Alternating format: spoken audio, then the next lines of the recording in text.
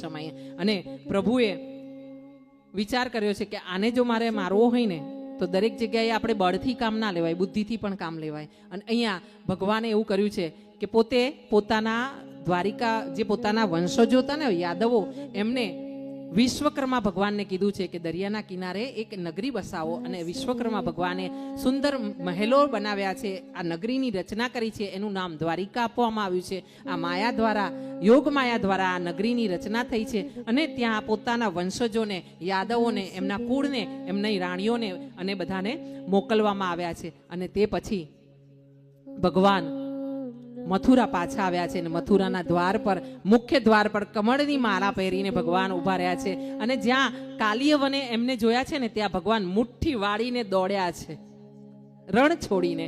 અને એટલે એમનું નામ પડ્યું છે રણછોડ. બોલે રણછોડ રાય કી, ડાકોરના ઠાકોરની, અપને અપને માત પિતા કી.